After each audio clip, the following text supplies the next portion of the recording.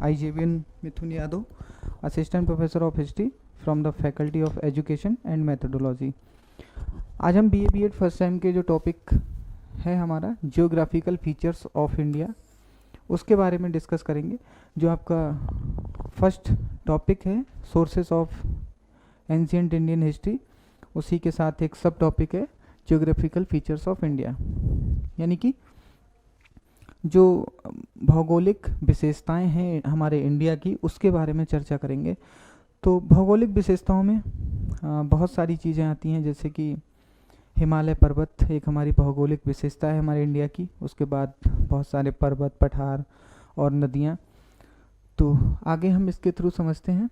भारत विविध भौगोलिक विशेषताओं वाला एक देश है जो विशाल परिदृश्यों में फैला हुआ है। किसी देश का इतिहास उसकी भौगोलिक विशेषताओं या वहाँ मौजूद प्राकृतिक परिस्थितियों से बहुत प्रभावित होता है।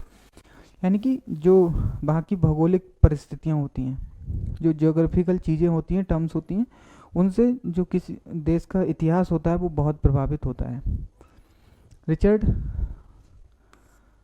हाक्लोइट ये कहते हैं, ये एक हिस्टोरियन है, कि भूगोल और कालक्रम सूर्य और चंद्रमा इतिहास की दाहिनी आँख और बाईं आँख हैं।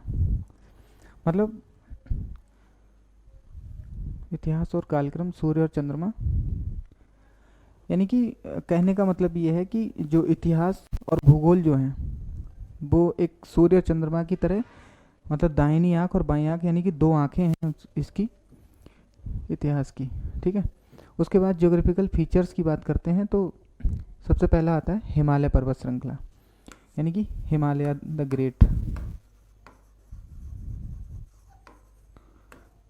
हिमालय, उत्तर में हिमालय एक प्रमुख पर्वत श्रृंखला का निर्माण करता है,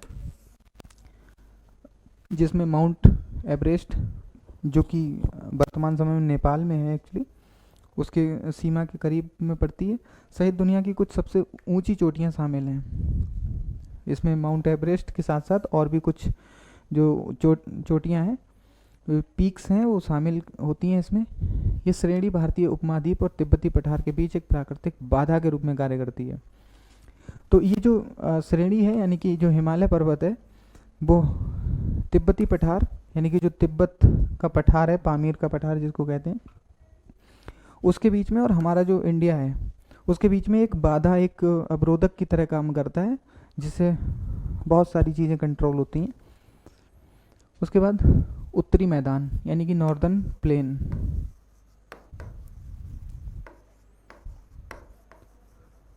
यानी कि जो उत्तर भारत है उसका जो मैदानी क्षेत्र है, जिसमें हिमालय के साउथ में, हिमालय के दक्षिण में सिंधु और गंगा का मैदान, सिंधु, गंगा और ब्रह्मपुत्र नदियों के जलोढ़ निक्षेपों से निर्मित एक उपजाऊ क्षेत्र है।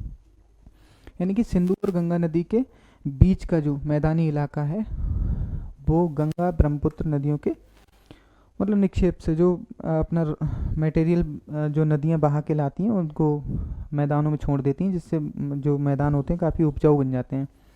ये क्षेत्र कृषि के लिए महत्वपूर्ण है और घनी आबादी वाला है, यानी कि क्योंकि हमारे यहाँ पर रिसोर्सेज बहुत ज़्यादा उपलब्ध हैं, इसीलिए यहाँ पर घनी आबादी भी है, डेंसिटी ज़्यादा है यहाँ पर।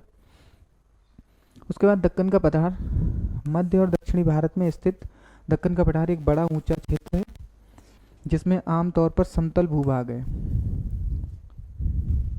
और ये पश्चिमी और पूर्वी घाट से घिरा हुआ है। ये अपने खनिज संसाधनों के लिए प्रसिद्ध है। यहाँ पर बहुत सारा मिनरल्स वगैरह मौजूद है इस क्षेत्र में। पश्चिमी घाट, यानी कि वेस्टर्न घाट्स,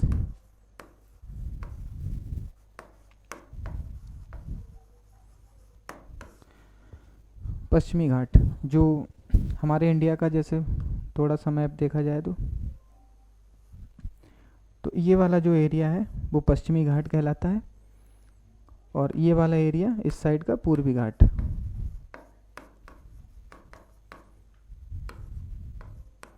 पश्चिमी घाट तो सह्याद्री पहाड़ियों के नाम से भी जानी जाने वाली, सह्याद्री पहाड़ियों के नाम से भी जाने जाने वाली ये पर्वत श्रृंखला भारत के पश्चिमी तट के समानांतर चलती है। यानी कि ये पश्चिमी तट है, इसके समानांतर ये लगभग एक श्रेणी चलती है जिसको सह्याद्री पहाड़ियाँ भी कहा जाता है। अपनी समृद्ध जैव विविधता, यानी कि बायोडाइवर्सिटी यहाँ पर बहुत बड़े लेवल पर दिखती है। बायोडाइवर्सिटी यहाँ पर दिखती है। और अद्वितीय पारिस्थितिकी यानी इकोलॉजी सिस्टम जो है वो काफ़ी फेमस है यहाँ का, इसीलिए ये यूनेस्को की विश्व धरोहर स्थल है, यानी कि वर्ल्ड हेरिटेज साइट भी है ये। उसके बाद आता है पूर्वी घाट। अभी जैसे ही बताया कि उस साइड पूर्वी घाट पूर्व साइड में, तो पूर्वी तट के समानांतर चलने वाली ये पहाड़ियाँ पश्चिमी घाट की तुलना में कम सतत और अधिक खंडित हैं, यानी कि कम प्लेन मिलती हैं और काफ़ी ज़्यादा टूटी हुई अवस्था में हैं। वे खनिज संसाधनों से भी समृद्ध हैं, लेकिन उतने उच्च या निरंतर नहीं हैं। यहाँ पर संसाधन तो हैं, मिनरल्स वगैरह हैं, लेकिन जो वेस्टर्न घाट यानी कि पश्चिमी घाट की तुलना में यहाँ पर कम देखने को मिलते हैं। उसके बाद सिंधु नदी प्रणाली तिब्बत से निकलकर, यानी कि जो सिंधु नदी है वो तिब्बत के पठार से निकलती है, तिब्बत के आसपास से उत्तरी भारत और पाकिस्तान से होकर गुजरती है, यानी कि उत्तर भारत में बहती है, उसके बाद पाकिस्तान में चली जाती है। यह कृषि के लिए महत्वपूर्ण है और इसकी कई सहायक नदियां हैं जो क्षेत्र की जलापूर्ति में योगदान करती हैं। सिंधु की सहायक नदियां हैं जैसे चेनाब, झेलम, रावी, ठीक है।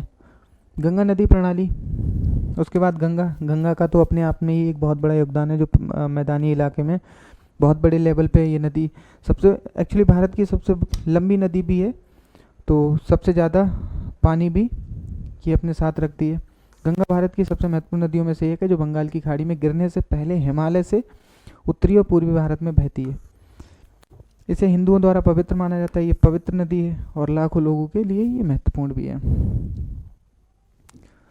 उसके बाद ब्रह्मपुत्र नदी प्रणाली, ये तिब्बत से निकलकर ये जो भारत और बांग्लादेश से होकर बहती है और वहाँ पर एक बहुत बड़ा डेल्टा यानी कि डेल्टा बनाती है, तो इस तरह से इम्पोर्टेंट है। उसके बाद रेगिस्तान का भी इसमें कंट्रीब्यूशन है। उत्तर पश्चिमी भारत में स्थित थार रेगिस्तान दुनिया का सबसे बड़े शुष्क क्षेत्रों में से एक है।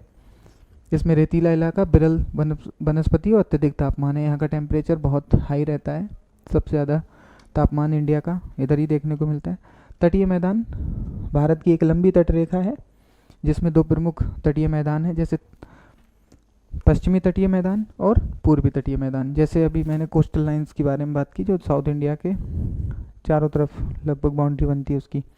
ये क्षेत्र व्यापार, कृषि और पर्यटन के लिए महत्वपूर्ण है, यानी कि ट्रेड के लिए बहुत इंपॉर्टेंट है। एग्रीकल्चर और जो टूरिज्म है उसके लिए बहुत इंपॉर्टेंट ये क्षेत्र पड़ता है। उसके बाद द्वीप समूह,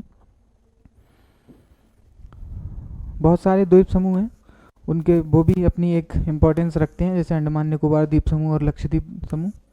ये द्वीप अपनी अनूठी जैव विविधता, यहाँ भी बायोडाइवर्सिटी खूब देखने को मिलती है, जिससे समुद्री वातावरण उसका जाना जाता है उसके लिए। नदियाँ और झीलें, उसके बाद नदियाँ और झीलें, प्रमुख नदी प्रणालियों के अलावा भारत में कई अन्य नदियाँ हैं, जैसे गोदावरी, कृष्णा, यानी कि गोदावरी जो साउथ इंडिया की सबसे बड़ी नदी है, और यमुना। इसमें कई महत्वपूर्ण झीलें भी हैं, जिसमें कश्मीर की डल झील, केरल की वेम्बनाड झील, तो इनका भी अपना एक कंट्रीब्यूशन है। उसके बाद दर्रों के प्रभाव, भारत के पश्चिमी हिस्से में सुलेमान और किरथर की पहाड़ियाँ इस श्रृंखला हैं, जिससे कई दर्रे हैं पुराने और विदेशी आक्रमणकारियों के लिए आसान रास्ते देते थे। यानी कि इसके ही थ्रू ये लोग जो फॉरेन इन्वेडर्स थे हमारे यहाँ पर इंडिया में, इन्हीं के माध्यम से आए, जैसे कि यूनानी, ईरानी और अफगानी। उसके बाद मंगोल भी इन्हीं पासेस के थ्रू ही निकल के आए थे। जो दर्रे हैं वो पासेस, ठीक है। भारतीयों के लिए इन दर्रों ने मध्य एशिया में उनकी संस्कृति की स्थापना और चीन के जापान में बौद्ध धर्म के प्रसार में महत्वपूर्ण भूमिका निभाई है। यानी कि बुद्धिज्म का यहाँ पर विस्तार किया गया, तो ये सब चीज़ें, तो ये बहुत सारे जो हैं जियोग्राफिकल फीचर्स थे इंडिया के, जो बहुत बड़ी भूमिका निभाते हैं भारत के इतिहास में भी। तो इसको सही से देखना है। Okay, thank you.